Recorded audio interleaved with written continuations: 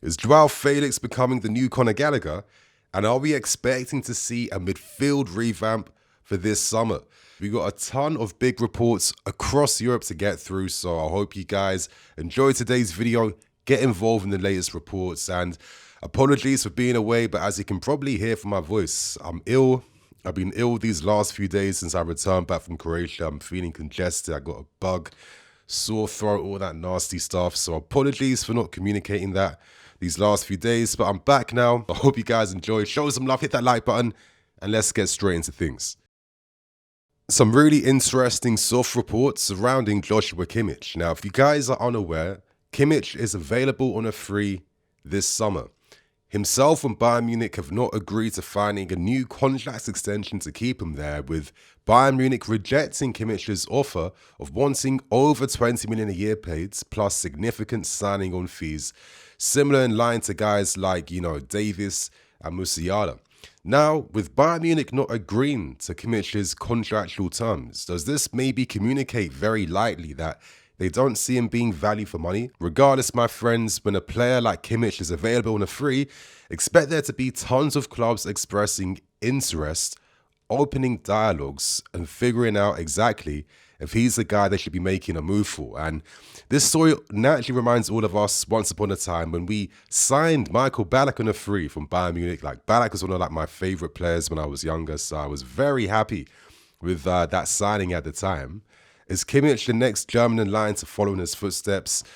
Let's see. But you know what? Outside of these reports, which are naturally going to come, I think to myself, what is the long-term utility of wanting a Joshua Kimmich? Because on one hand, all of us think immediately, Nini, Kimmich playing the inverted fullback role where he's combining fullback duties whilst playing in the pivot, that could be the ultimate way to unlock him, right?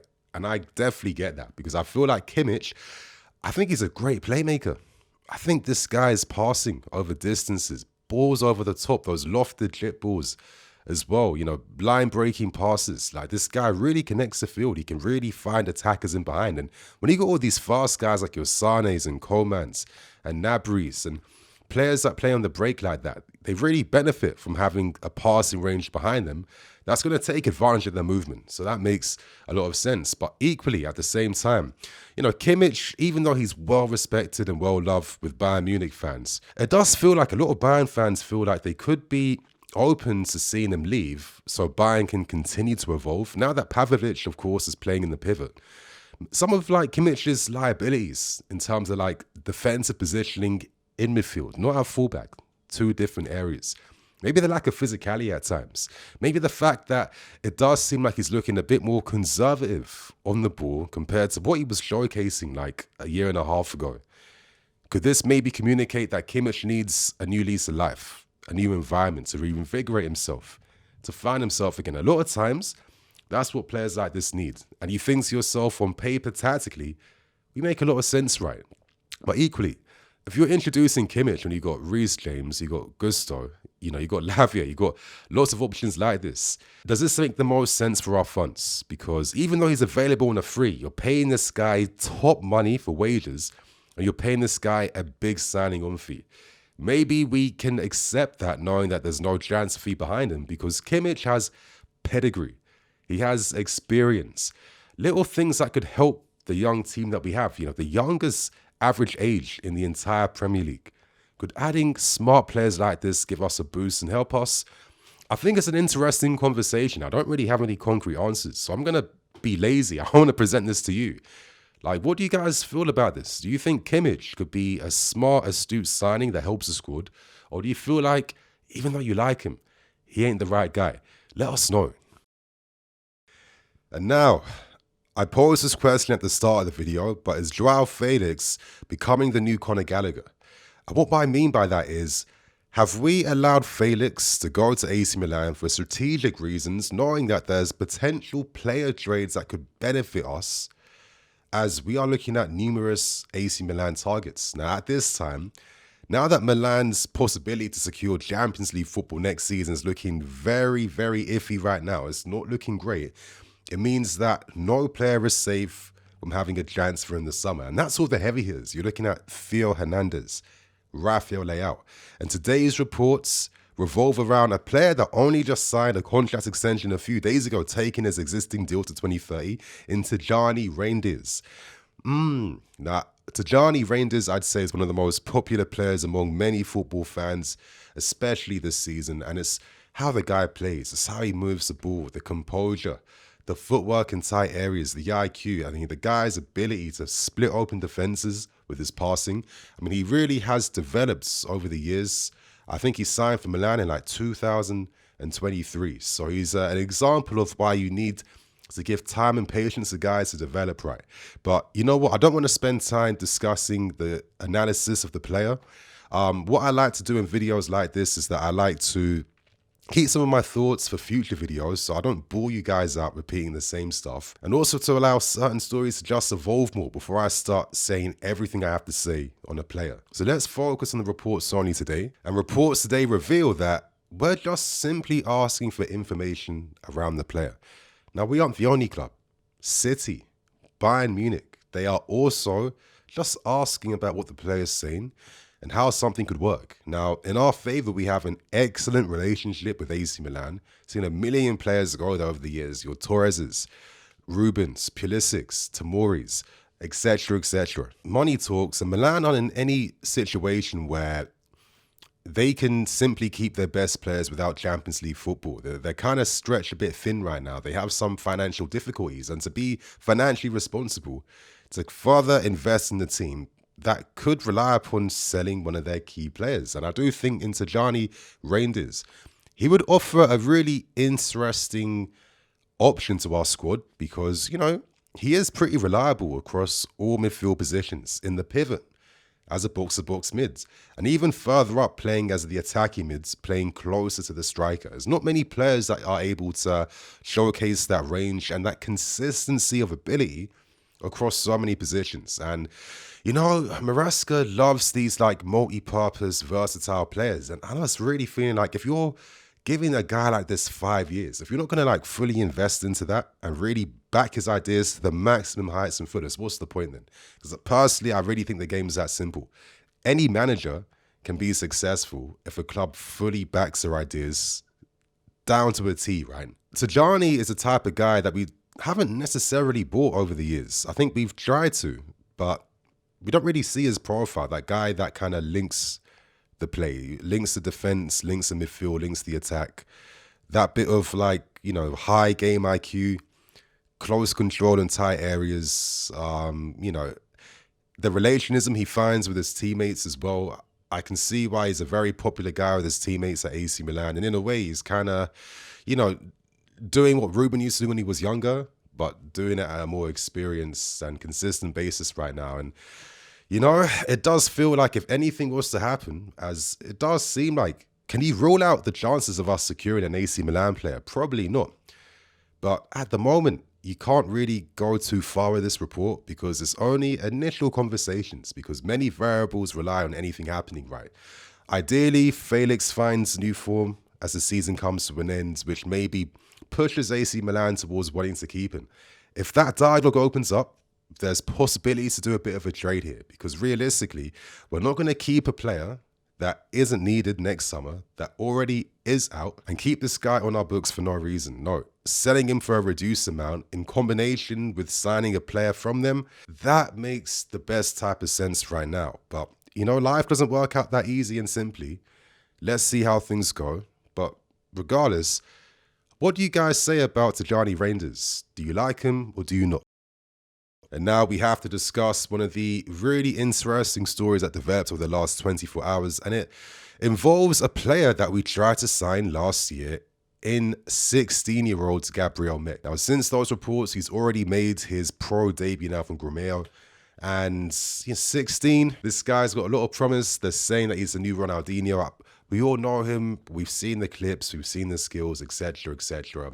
But today we got fresh updates coming out from Ben Jacobs. It reveals that it seems like we are looking to recontinue our interest in signing Gabriel Mec. Now, if you guys forgot, we actually temporarily cooled our interest in finalizing the deal. We didn't end it completely, but we cooled it down because at the time we felt like the money that Gabriel wanted just didn't make financial sense based on the current ability of Mec. There were still a few question marks around him, but it does seem like maybe right now, a lot of those question marks have now been answered. And reports reveal today that Gabriel kind of want a similar amount of money compared to the initial deal we were set to agree upon with them last year, which is around like £20.5 million plus add-ons. The only difference being Gabriel would want a sell-on clause attached. And in the summer, reports initially revealed that we were about to accept a 20.5 million deal, which included add-ons in that deal for the purchase of the player. So could the key difference be the sell-on clause, which allows us to maybe drop the amount a little bit and of course get this guy for a good amount of money? Let's see what happens there. But regardless, reports also suggest that other clubs are expressing interest. And could that force us to maybe have to overpay a bit due to having a bit of a transfer behind the scenes? Let's see how things go. But regardless of this guy's potential, it really feels like we're really backing the Brazilian market. We're introducing this Brazilian revolution. Of course, Esteval coming in, capturing Dena Evangelista, Andre Santos being here as well. David Washington, if you want to still suggest that he's going to be here in the future. On top of the other exciting South American talents like Kendry Paez, of course, and Solmino, alongside the fact that we aren't ending our interest in South America as we are still heavily looking at Mastantuono and Subiabre from River Plate. So that's all good, yeah. But I've said this for many years. I've been making this point since we were first in the market to sign young. And my thing's always been, it makes no sense if the environment's not there to cultivate the talent. Like, bro, we're not Real Madrid's. We don't have a team that's winning in the first team right now where we can slowly introduce top-of-the-range young talents to supplement the wealth of experience and quality we have in the first team to get these guys ready to take over. We ain't there at all. We have a first team that still probably needs at least another 2 years minimum before we can even really see if they're good enough to mount a title challenge, let alone securing CL football. But regardless, when you're investing large amounts of money like this on kind of unknown talents, you know, it is still a big risk. Because in life, if you want to take a little, you got to give a little back. And that example here being, when you're publicly expressing a desire to purchase teen talents from South America for millions and millions, overusing your academy, that means that the academy will suffer. And we're seeing that over the last few years, top talents leaving us. We saw guys like McAdoo leave us for Man City, who are now probably officially like the premium academy in the country right now. United have made massive strides in their development. Arsenal have as well. We've kind of fallen off a little bit. And I was kept saying this at the time when all the common guys are coming through. Don't be taking this for granted, you guys. This is our golden generation.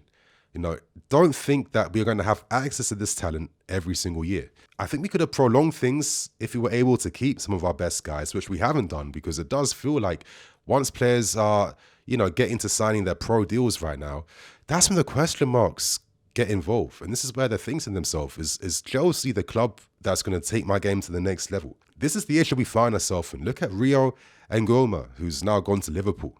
I mean, if you have a talent like this, should you not responsibly be backing him over a Gabriel Mec? This is like some of the concerns and issues that can come from this. So listen, if you're fully putting all your eggs in this South American basket and you're not developing these guys to hit their potential and become the best players they can be, you're potentially going to ruin a lot of things for us in the future, yeah? We're not signing these guys for 2 million or 3 million a piece. This is big money. 15 mil here, 55 mil there, 20 mil here. This is big money we're spending. And at the moment, with guys we even own like Kendry and Solmino, Esteval next year, Santos, and, you know, guys coming the following year after that, you know, how do they even all get the game time to properly develop and grow? So this window is going to be big, not only in terms of just helping improve the team, but also in terms of how we are managing the talent we have.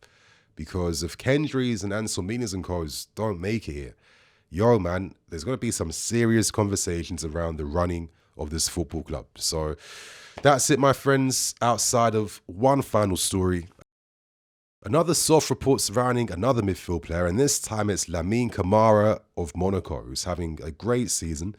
He emerged with Metz the season prior, and you know what? I like these types of stories because sometimes these guys don't always sign for us, but it's like at least you've learned about an unknown player you never knew about, who then ends up making massive strides in the game. And it just like boosts your football knowledge and education if you're a fan of the game, right? And Lamine Camara, I'd probably say, is one of the premium African talents of his generation right now. No surprise that every big club, Madrid, Bayern, Liverpool, showing big interest, Spurs and others are looking to try and capture a deal for the talent. And it makes a lot of sense. Yes, very small frame, but he can play every midfield role. The guy has the personality. These are the little separators. What makes you different from like another talented mid? He's got the personality. He always looks to push his team forward. The guy's a world-class set-piece taker already at his young age. Great with his long strikes. Can really command the midfield and has a lot of versatility in terms of how he can adapt to different midfield roles. There's a big talent a club can capture. But then I think to myself, yes, of course, naturally, links will resurface with us. I've discussed this guy for the last 2 years. Reports in France mentioned even last year how we looked to try and engineer a move only for Camara to turn us down because he wants to continue his development in Ligue 1, and Monaco provided the better opportunity compared to going to Strasbourg. And I think that's more than fair for a player that knows the talent he has, the attention on him, but most importantly has the personality to fulfill that potential, in my opinion. 2 goals, 6 assists, showing great playmaking abilities this season. And yeah, man, I keep stressing the personality, but, this guy really has it. But equally, when you're looking at moves like this, it kind of subliminally communicates that you're looking to revamp, which means someone has to go before someone can come in.